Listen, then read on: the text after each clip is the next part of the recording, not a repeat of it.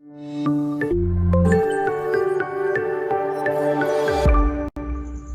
and welcome.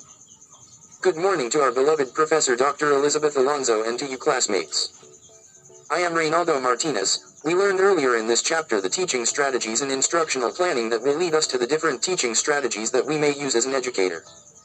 Some of the teachers include gamification in our instruction planning. Some of the more prominent strategies listed here. 1. Discussion. 2. Brainstorming. 3. Demonstration. 4. Familiar debate. 5. Mock trial. 6. Role-playing. 7. Simulation. 8. Lecture.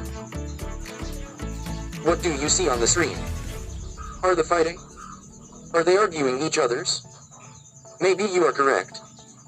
In the prominent strategies for the continuation of our lesson, I'm the one to report and will discuss to you particularly the familiar debate. Are you ready? In this lesson we are going to 1. Define familiar debate. 2. Identify the responsibilities of each member to perform. 3. Appreciate the conduct of class debate.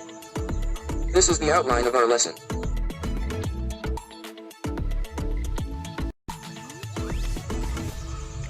Types or forms of debate. Team policy debate. Cross-examination debate. Lincoln-Douglas debate. Spontaneous argumentation. Parliamentary debate. Public forum debate. Impromptu debating. Jest debating. Mace debating. Model the United Nations. Moot court. Offend parliamentarist debat, OPD. Oxford-style debating.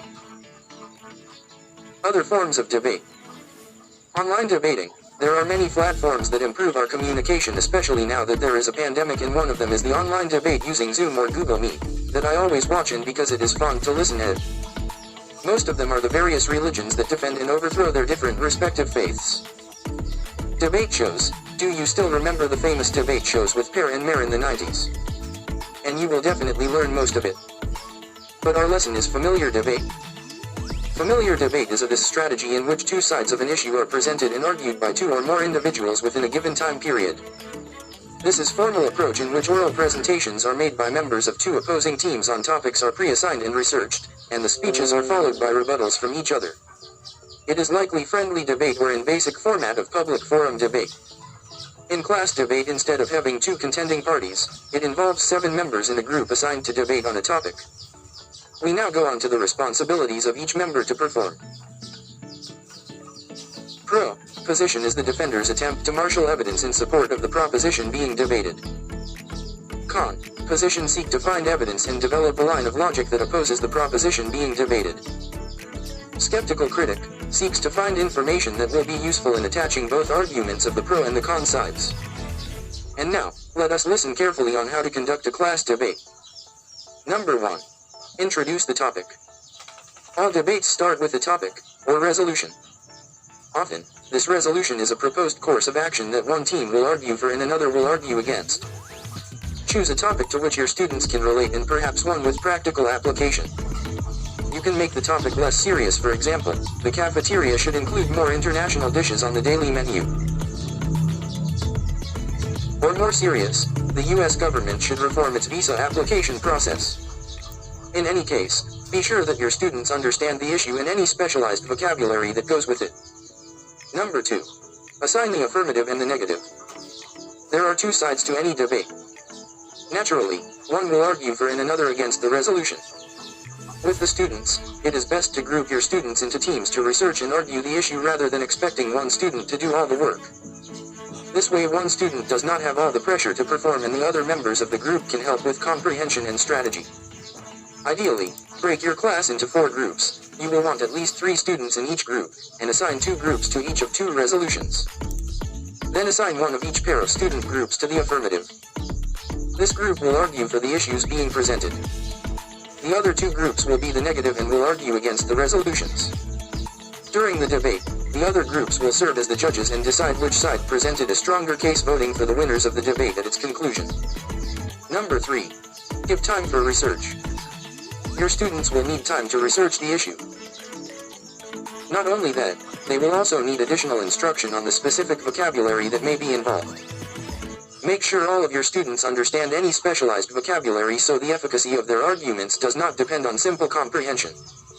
Encourage each group to form a strategy as to who will do most of the talking during the debate, though remind them that all of them are expected to participate in the research and strategy of the debate. Then, during the preparation time in anticipation of the rebuttal, your students should discuss with their teams the points the opposition made and decide how to refute them. Number 4. Keep track of time. If you are unfamiliar with formal debate, the speakers follow a set order. The following is the most basic of debate structure. The affirmative group receives 2 minutes to present their case to the audience. The negative group then receives 2 minutes to present their case. After both sides have a chance to speak, both teams receive 2 minutes to prepare a rebuttal and summary. The order of speech is reversed now, and the negative side presents their rebuttal and summary for the first 2 minutes. The last to speak is the affirmative team, who then presents their rebuttal and summary for 2 minutes. The debate is now concluded.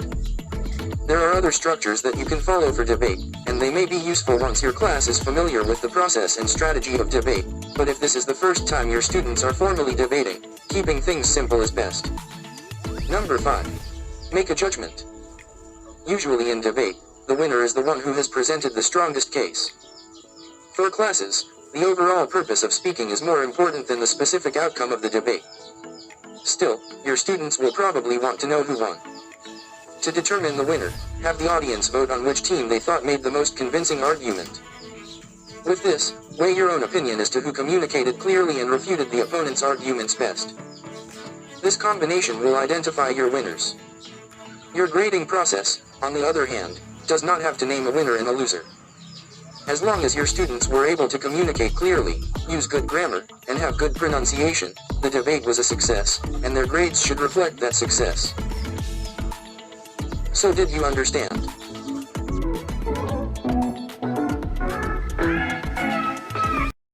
I give you a grade of 3. In UP, as you know, that means 3 warning. I pass you, but I warn you. Thank you.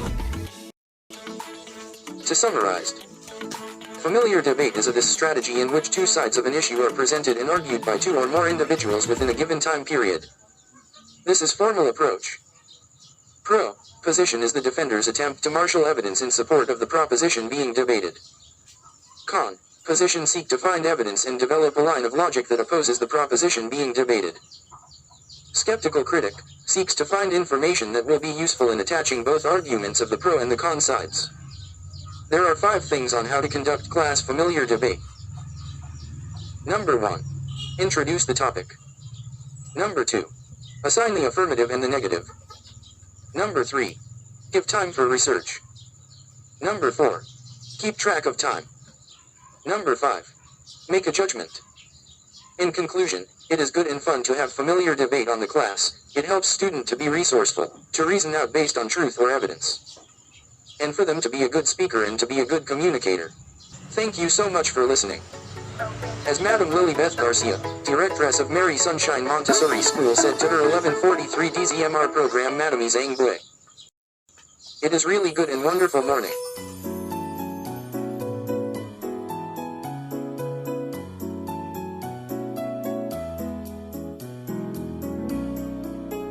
Ang hardin ng daigdig, ang lawak, ang lawig, ang ganda, ang ganda, ang ganda. May puti, may pula, may lungkit, may ginto, ang ganda ng mundo. Ang ganda ng kalikasan, yamang